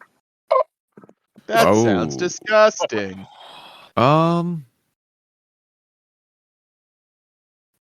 Loki can take stones, so you could always adjust points cost a little bit there with a stone on him or something like that. That's true. I mean, I don't know. Dormammu could be slumming it with Kingpin. And you know. Mama can go with Oh shit, Dormammu's robbing this bank. Oh shit, cheese it. Loki can take mind and space. I can't remember which one. Which faction is it that can football pass powers to each other? Powers? So Inhumans can do that. And humans aren't cheap enough to be able to rock a bunch of Inhumans with that, because then you'd be able to get around his. If anybody has more than 6 power, they take a burn, because then you can just, this guy's getting close to 6. I'm gonna football this power over to Black Bolt. Well, so you couldn't do Black Bolt, but I mean, you could do some of the other ones because you have Crystal at 3. You have the Goodest Boy is at 3 as well. Medusa's 4, but you got a couple of 3-pointers and a 4. If you were playing 18, you could actually run them. Oh, but you won't. But here's the thing: you won't be able to pass the power because you are his affiliation. That's right. That's the leadership. So actually, yeah, because it's the leadership that does it. So I'm gonna go back to the Asgardians idea. So they all get 3 power just get more return. power. Yeah, actually, that's a pretty good. I mean, I say the word good feeling. I don't know if it's actually a good feeling, but What's an extra damage between Asgardians, huh? I avoid NPEs, so if it ended up being something impressive, which I don't think it would be, I probably wouldn't run it on the regular unless I'm playing against somebody I know who's running something degenerate. Don't get me wrong, he's quite good on paper. Looking at him, I always get a better feel when I actually sit down, try a model, play a model. So reading his stats, I have feelings one way or the other about it. But for his points cost, I mean, he is legitimately half of your points. Even in higher point totals. If you play the highest points at 20, he's almost half of what you're bringing. He's got good stats, like 4s, 4s, and 5s for his defenses, but 10 health, 12 health, you can still rock that down. Yeah. If you roll well and they roll poor, you could still rock him down pretty fast. His hits, he could still have some power, some issues and all. So I mean, hell, any focused amount of firepower and he'll fold, because I've definitely gone out of my way to focus down a Hulk or She-Hulk. Yeah. I mean, he's going to definitely be very dependent upon those dice rolls, because he's sitting on the 4, base essentially 4 defense. But yeah, if you spike or if you get someone's real big hit in, you get like a beam from Black Bolt with his one ability that can add 2 dice to it. You can be hitting him with 11 dice. Yeah. If I roll 11 dice well, you are taking a lot of damage. Heck, you can up cost. You can trade for a higher cost model if you throw Valkyrie into him and rock off of Fang. Yeah. Oof. Having said that, though, looking at him, originally I wasn't going to get him. I might get him because he does. He also looks like he would be a lot of fun to paint up, sort of doing that sort of streaked armor look on him. Yeah, and I think similar to Thanos, he comes with an ultimate encounter. Yeah. I think, yeah, he has to. By the look at him, he definitely has to come with something like that. Mm. Uh, Which would be another good way for while I'm at the store and somebody's curious, getting them in on it. I think the ultimate encounters might be a lot of fun. I haven't tried them out. I like to try them out in a different time, kind of talk about them, go over them in some more detail and all. But I think it can be, if you got several people and you don't want to run them versus each other, that can be a good way. You take the bad guy, they take some good guys, and that way everyone can get a feel for the game, but it also feels lighter and it's easier there. When you're running a demo, you should try not to win, or at least not win by much. Sometimes Yeah. it's hard. Like, you get dice rolls. If your dice go hot and theirs go cold, I'm probably going to beat you, and unfortunately, nothing I can do about that. But in an ultimate encounter, you could more easily fudge not doing the best thing. Like, I would walk that way and knock you out, but I only have one model. If I go this way, I can still do some cool stuff, but I know I'm leaving you some good avenues. And you guys have a lot of models, and that's cool. And you're going to love having tons of models, and you do tons of stuff. Yep. It's easier to play the DM trying not to TPK the party. Yeah. Oh, yeah. Absolutely. Yeah. Oh, and he drops Friday. I'll have to see where I'm going. I might be I'll probably try to go in. I'm going to probably try to go in Wednesday, see if anyone's around to play. And then Friday, I might go play some Age of Sigmar at Maplewood. And we'll see where I end up later in the night. Oh, and then I think we're actually starting our Marvel Champions campaign. So actually, I probably won't be in. So I can delay. Ooh, I'll be there Wednesday. I'll be there Wednesday. Cool. I said that it works out well for me. Currently, it's still one of the nights I have off. So my plan, I couldn't go last week because I was too busy. This week, I'm busy, but I'm just going to do it anyway. I might be there Wednesday, and I believe tomorrow my Black Bolt Medusa and the game mat I ordered will be coming into me, which means for nice. Wednesday, if we do take pictures, it doesn't have to be our objects are floating in X-wing space. Yeah. That is the thing. I got to get better at taking pictures and posting pictures and all that kind of stuff because I want to do that. I just don't always remember. Or I remember like when the game's done. That's also why I gotta paint them up so they look better for pictures. They do. Honestly, that's the reason why I only bring my painted models and I only play with painted models. If someone else doesn't, that is fine. I give no ill will towards people that don't. I do it because it forces me to paint more, and it looks nicer. But it forces me to paint. If I didn't, I probably would have very little painted. That's another plus for this game to me. I've been playing 40K and all that for a long time. 40K, I have too many armies. I need to get rid of them just so I could, walk around my house without stubbing my toe on an orc skull. But in 40K, my orcs, I get sick of painting my 300th orc boy. Or in my Sisters of Battle, my 89th standard battle sister. It's the same color palette. It's the same. It's, at least in Marvel, if I get bored, let me pick up Captain America. Let's paint some red, white, and blue. Oh, I'm sick of that now. Let me pick up Groot. Nature tones and earth all the way. I'm sick of that too. Let's paint somebody in pure white. Let's get Kingpin or Old School Vision or Moon Knight. Like, there's difference, there's change, there's difference in style, color palettes, everything. You're not assembly lining out the same exact model hundreds of times.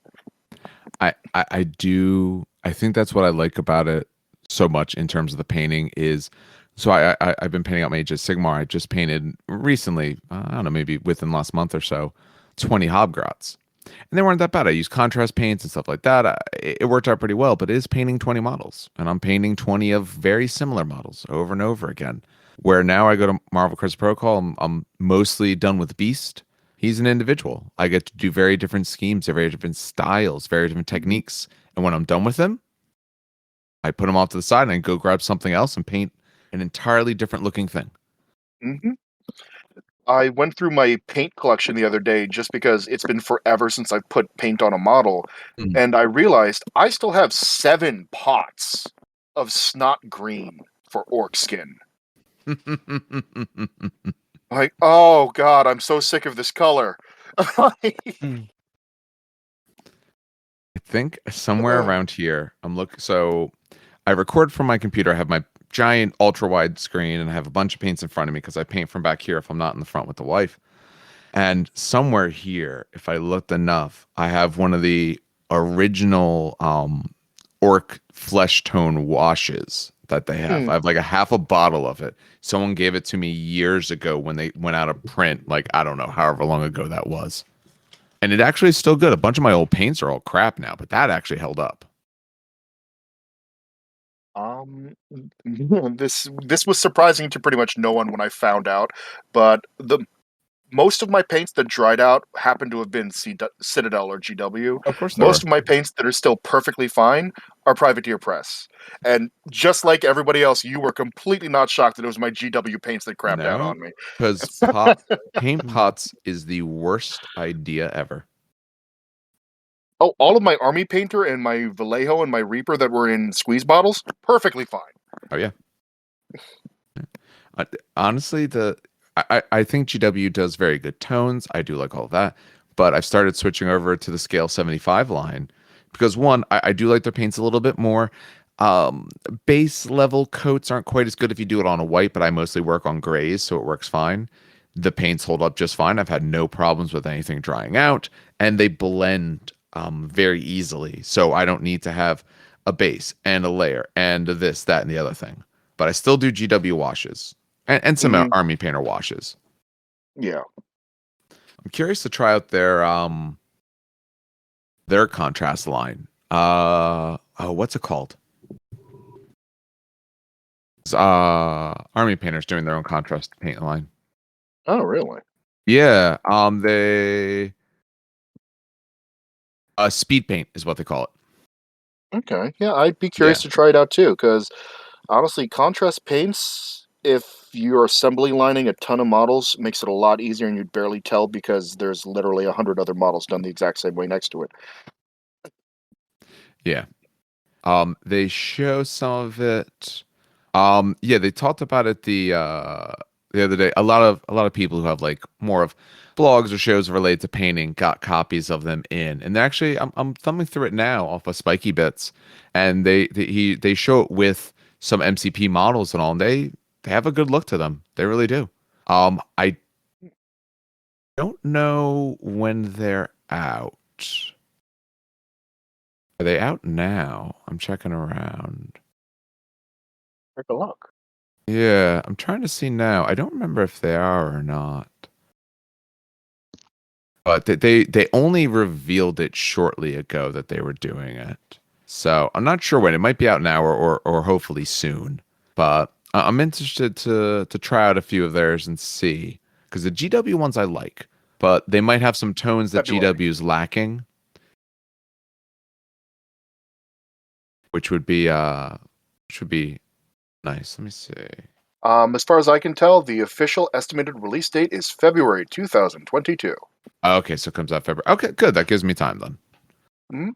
That should coincide with Gambit, Rogue, Magic, Colossus, and Juggernaut. Okay, very nice. So that's. Do they have it? And they have some air stuff. Yeah. No, I'm interested to see when it actually comes out. I know that, like I said, I know they've given it some painters and all in it. It looks kind of like GW contrast. I'm sure it behaves maybe a little bit differently. I haven't looked enough into it, but that'd be nice. I have yet to do any contrast on MCP stuff, but I wouldn't mind trying that on some of these models. I am a big fan of Army Painter in general. For example, their metallics. I like their metallics so much better than GW's. Agreed. In GW's, you can see the glitter. Yeah, you can. The Army Painter, all the different shades of metal I have from Army Painter, it just looks metallic. Although I know you're a huge non-metallic metal guy. Only for this game. For this game, really? I do non-metallic metals. Just because I personally don't like the look of metals on these models. So something about it, just for whatever reason, when I paint it, I don't want to do that. But no, from like my GW stuff, no, it's all metal paints. I use all that kind of stuff. Yeah, I don't do non-metallic. If I gotta paint 20 hobgrots, I'm not doing non-metallic metal on their weapons. Not a chance. I'm not good enough at it or fast enough to care to do it that much. No. I use some of the scale 75s now because I do like their paints are their metal tones are very much the same. Do you get the metal look without almost seeing the shavings? And I find GW's issue is flow.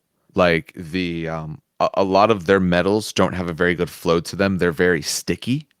Yeah. Where the other ones have a much nicer and smoother flow. They're like a little bit thicker than the Vallejo air metals. So they can flow. They'll stick where you want, but they'll flow nicely and they don't feel like you're gunking up your brush to try and put it on. And they don't dry out horribly or misbehave like my Runefang steel. I think I've had 2 or 3 of those dry out on me and become a giant clumpy husk. Oh yeah, Also, I see you posted up the Deadpool. That's what I was looking at. Yeah, that actually looks he looks I think great. exceptionally good. Yeah. You know, and I guess it's those 7 paints behind him. So a couple essentially their speed paints, a little bit for the metal, and you're set. Like that's a really great model that probably wouldn't take, more than an hour to do. Yeah. My friend handed me an orc that he painted completely in contrast. It took him about 25 minutes. It's not bad. If you got to paint tons of things, contrast is the way to go. That's why I'm doing it for my Age of Sigmar stuff because I don't. Not that I don't care about it, but I'd rather get them painted, get them looking nice, than spending the level of time. I'll spend that time on MCP. I'll spend that time on heroes, things that really stand out. If I got 20 gut rippers there, you're not going to be looking like, wait a minute, let's take a look at that guy. Oh, there's not enough highlighting on his shoulders. They don't care. Oh, yeah.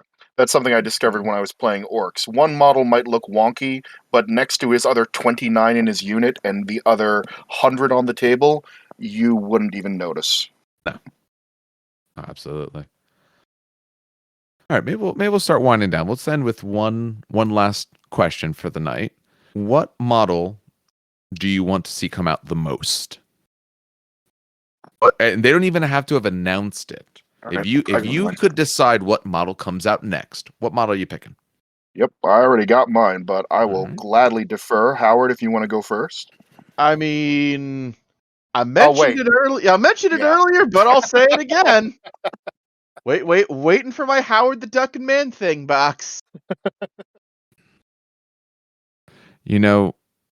I thought of the question because I think it's a good, interesting question, and I don't know if I had an answer, but now I kind of do want it to be Howard the Duck. I'm not gonna lie, I kind of do want that. Yes. I would want to see how scale wise. I'd want to see the way they would do it. I'd want to see what tactical rock is he standing on. How big is that rock? He should be, because I would want him on the edge of like a little cliff or precipice with some water underneath him. You could do some really nice water effects, like he's about to go for a swim. Yeah, I'm going Howard the Duck as well. Okay. Yes. All right, Ray, save us here. Give us something that ain't Howard the Duck. Give us some hope. I've said this one for a couple of weeks now. It's going to be one of 2. And part of it is I was a huge fan in the old arcades of the Marvel vs. Capcom series. It took a lot of my money every Friday. Oh, yeah. And when I wasn't doing that, like most other arcade mall rats, it was either that, DDR, or Initial D, or maybe Cruising USA. But I would love to see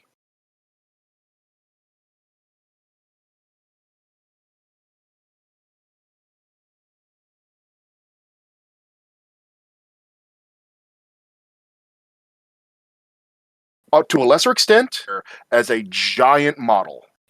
On par with like what we'd imagine a Sentinel would be in this game. Give me those. Apocalypse or Onslaught. I mean, that scale wise, so they're having, I mean, you'd have to put them scale 5. And you'd have to just say, like, this model, like, he's just this size now. So I'm looking up, I just looked up Onslaught. Apparently his height is variable. He's apparently typically 10 feet tall. Weighing 900 pounds. So you're talking, super chunky Dormammu size here. Yep. Oh man, those shoulders. That would be pretty fun to paint those shoulders. Yeah, right? That would be pretty good.